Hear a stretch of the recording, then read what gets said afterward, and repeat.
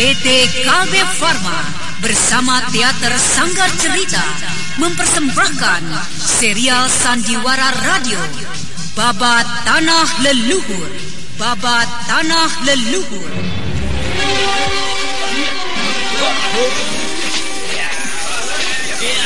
Rasakan ini pendeta asing curang.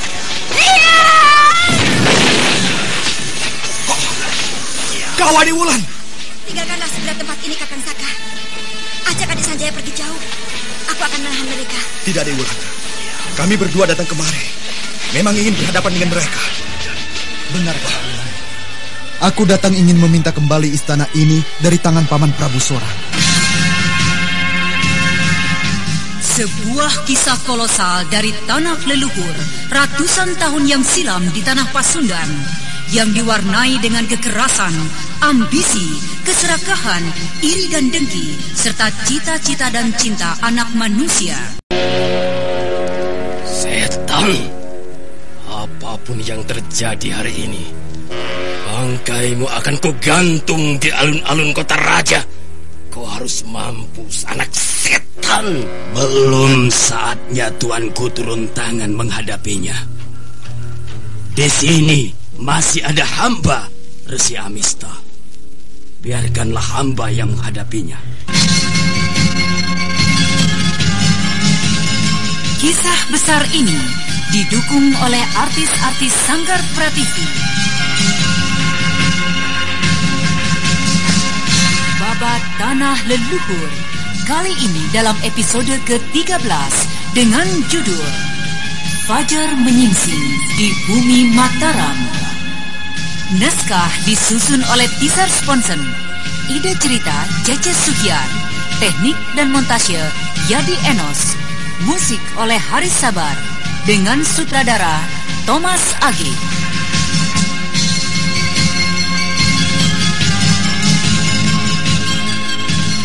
Pada seri yang kedua ini menampilkan Eli Ermawati sebagai Anting Wulan, Chris Urspon sebagai Raden Sakapalwaguna, Dedi sebagai Ki Barung Geni, Idris Apandi sebagai Prabu Sora, Billy Burhan sebagai Raden Sanjaya, dan pembawa cerita Neni Sumardi.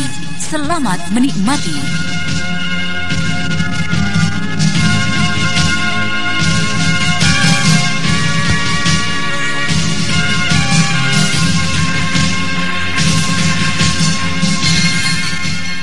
Pada kisah yang lalu diceritakan, Ki Barong Geni yang semakin menjadi penasaran dengan kealotan dari Raden Sakapalwaguna segera menerapkan aji pamungkas dari gelombang hitam.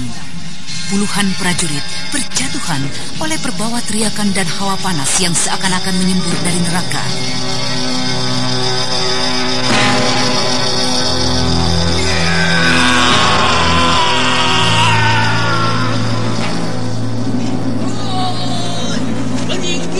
Kalian jauh-jauh, tutup telinga kalian rapat-rapat, menyingkir.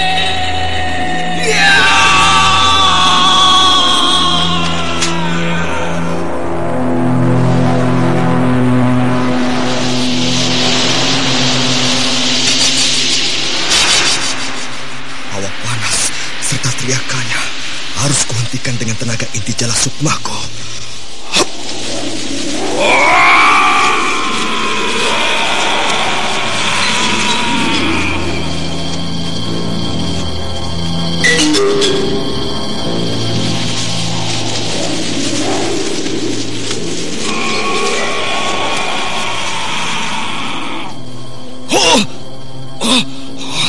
Kekuatan apa ini?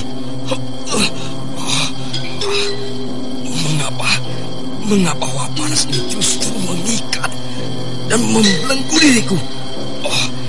Iblis neraka! Apa yang telah terjadi?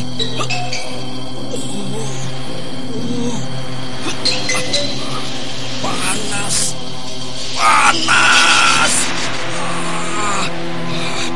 Ini bukanlah hawa panas yang ditimbulkan oleh kekuatan aji gelombang hitamku.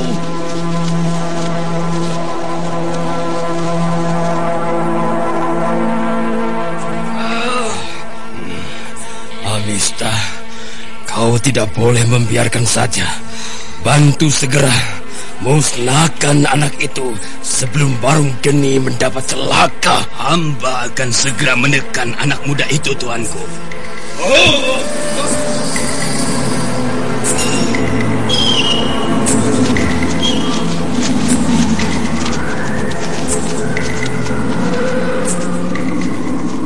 Resi Amista merangkap kedua tangannya di dada. Keningnya nampak berkerut tegang. Mulutnya berkomat-kamit, mengucapkan kalimat-kalimat yang tidak dapat terdengar jelas. Dan beberapa saat kemudian terjadilah satu keanehan.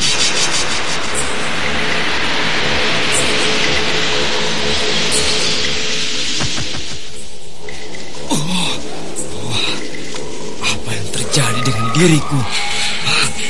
Tiba-tiba saja kekuatan dalam tubuhku jadi semakin bertambah.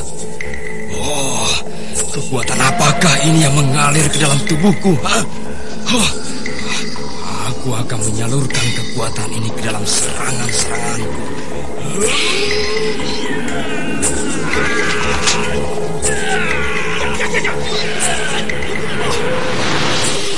Apa yang telah terjadi?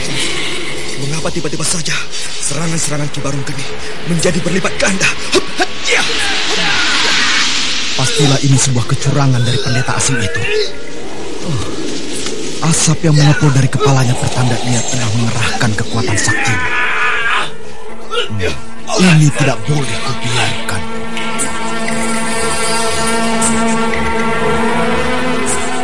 Sanjaya yang melihat kecurangan dari Resi Amista segera bersiap-siap untuk terjun ke arena pertempuran dan menghentikan ulah dari Resi asing itu. Akan tetapi, belum lagi ia menggerakkan kakinya, dari atas dinding benteng istana melesat sebuah bayangan hitam ramping dengan selendang putih yang berkibar di belakangnya.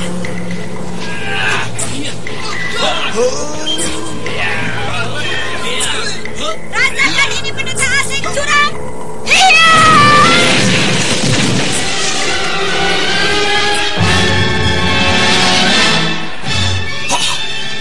Kawani Wulan! Tinggalkanlah segera tempat ini, Kakang Saka. Ajak adik Sanjaya pergi jauh. Aku akan menahan mereka. Tidak, Adik Wulan. Kami berdua datang kemari memang ingin berhadapan dengan mereka. Benar, Pak Wulan. Aku datang ingin meminta kembali istana ini dari tangan Paman Prabu Sora. Kalian? Ya, marilah. Kau juga bantu aku, Kak Wulan. Tapi mereka...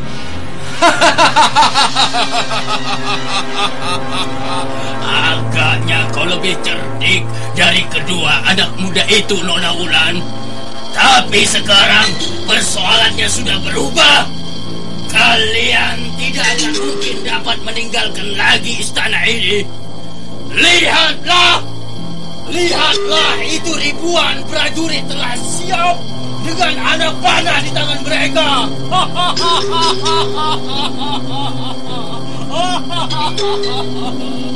Betapapun saktinya kalian bertiga akan kubuat berubah menjadi bangkai. Hei, bersiaplah kalian!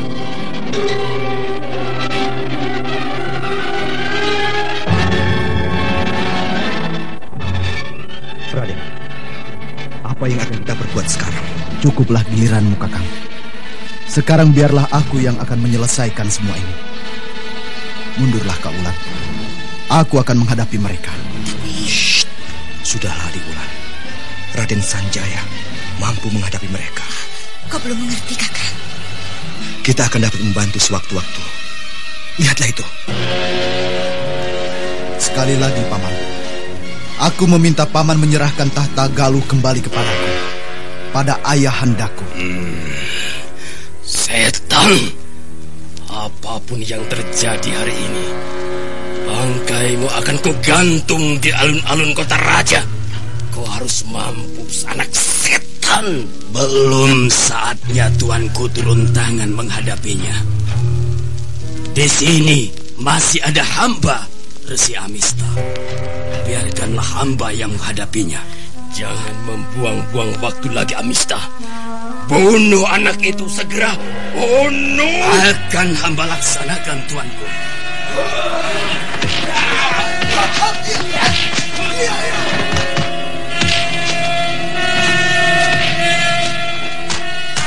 Dengan dada berdebar tegang dan mata tak berkedip, Anting Wulan memperhatikan jalannya pertempuran antara Raden Sanjaya dengan Resi Amista. Kenyataan yang tidak bisa dipungkiri lagi terpampang di depan matanya. Resi Amista, tokoh andalan utama dari Prabu Sora, tidak mampu untuk berbuat banyak menghadapi Raden Sanjaya.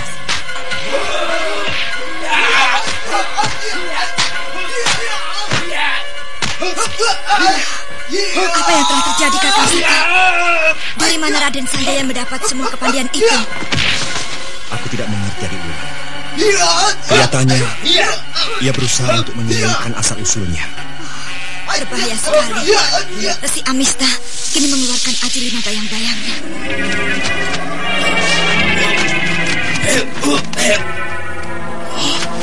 Sekarang kau cobalah aji 5 bayang-bayangku, anak sombong.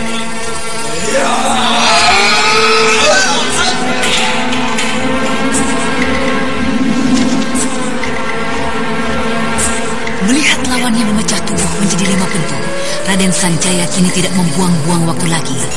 Anak muda yang telah mendapat didikan langsung selama 3 tahun dari penguasa Laut Kidul berdiri tegak menanti pukulan-pukulan lawan yang tiba.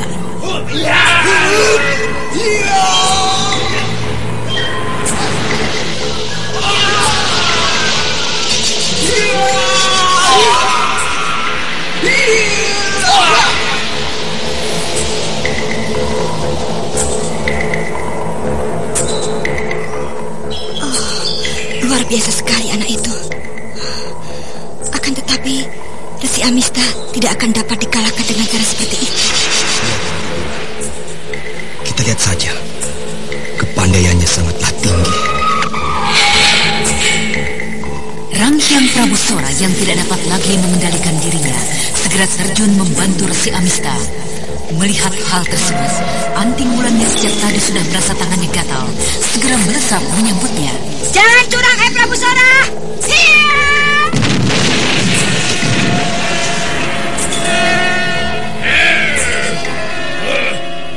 Aronggeni, kerahkan seluruh muridmu, kepung mereka.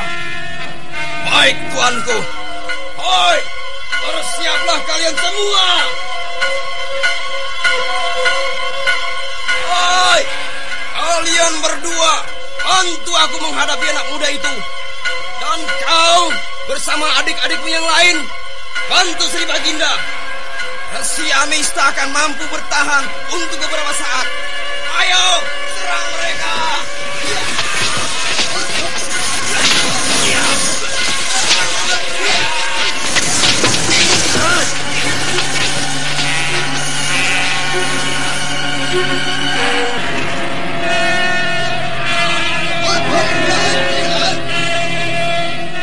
Beberapa saat saja halaman istana yang luas mulai terasa sempit. 3 kelompok tokoh utama mulai berpaku hantam. Pukulan yang menderu menyapu pepohonan serta tiang-tiang istana. Anting Wulan menghadapi Prabu Sora dan 2 orang tokoh dari Segoro Ireng. Raden Sakapalwaguna mulai kerepotan menghadapi Barong Geni dan 2 orang muridnya. Sementara itu, Raden Sanjaya yang bertempur dengan Resi Amista mulai menjadi resah menghadapi aji 5 bayang-bayang.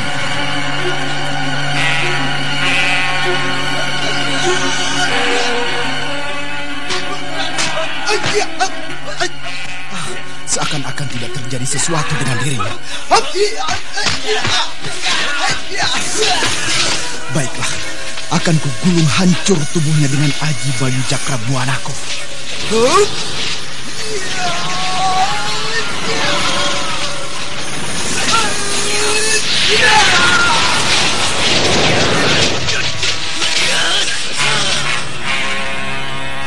Ilmu apakah yang tengah digelarkan Raden Sanjaya?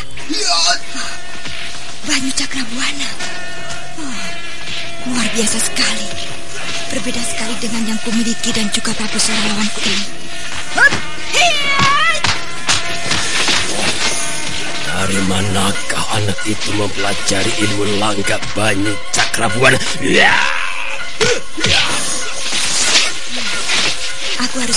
memberitahukan kunci dan kelemahan dari Aji 5 bayang-bayang itu. Raden, serang kelima bentuk itu sekaligus, Raden. Jangan kau mengurusi orang lain. Ya!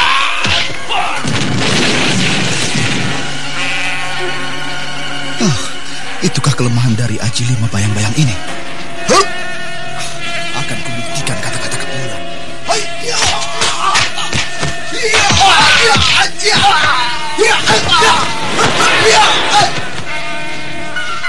Ayo, bangunlah air si asing. Agaknya itulah kelemahanmu.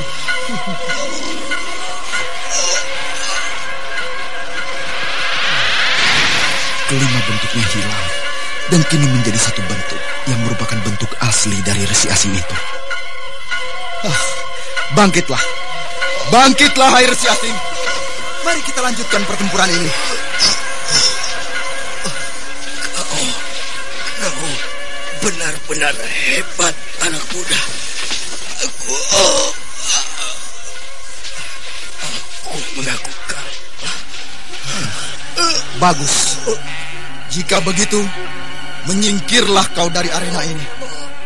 Kakang Saka, mundurlah. Biar aku yang menyelesaikan lawanmu.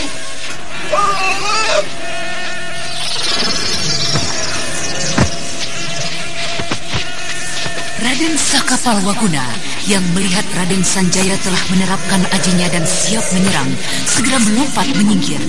Dan bersamaan dengan itu, Raden Sanjaya memasuki arena dengan teriakan yang sangat panjang.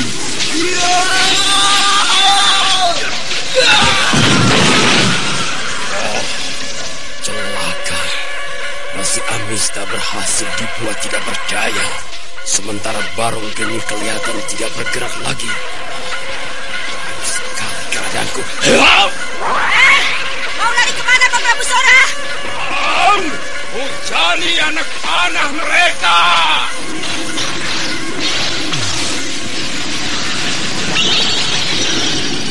Raden Sakapalwaguna, Sanjaya dan juga Anting Wulan yang telah kehilangan lawannya, kini berusaha menyelamatkan diri mereka dari hujanan anak panah yang seakan-akan tiada henti.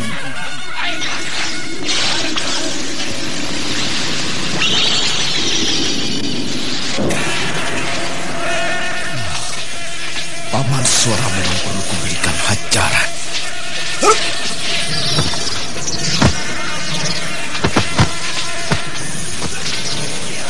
Raden Sanjaya yang mulai panas hati dengan sikap dan kekeras kepalaan pamannya, segera saja melompat maju lebih dekat dengan barisan prajurit panah. Panah-panah yang mengarah ke tubuhnya terpental balik dan sebagian lainnya patah berserakan, dan kemudian ia berteriak panjang.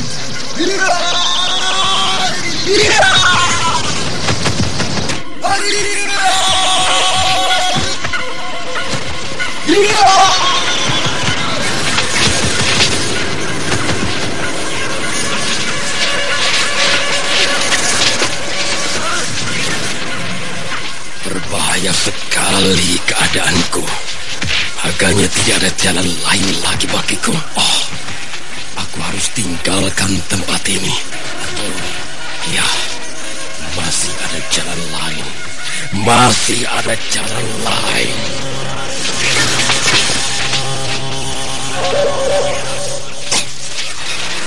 Tidak ada gunanya lagi. Pertempuran ini harus segera dihentikan.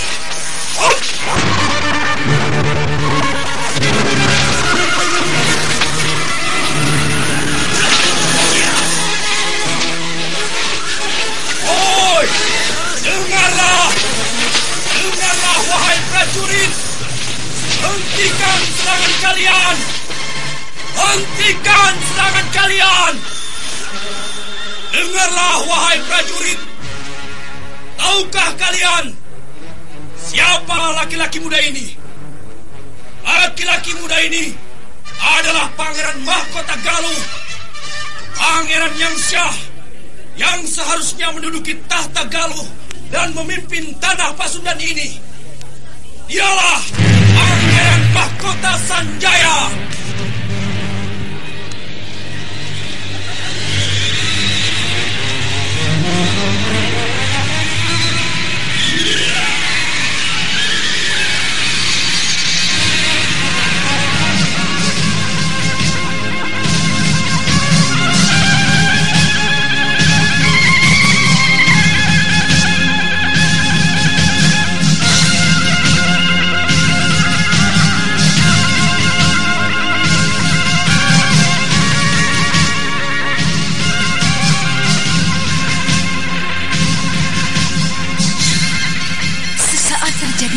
perundingan di antara kelompok prajurit-prajurit Galuh. Mereka memandang tajam pada laki-laki aneh yang memiliki kepandaian bagaikan seorang dewa. Dan juga mereka menyadari laki-laki yang berteriak dan memberikan peringatan pada mereka adalah juga seorang satria muda yang perkasa di samping Anting Wulan yang telah mereka ketahui kehebatannya.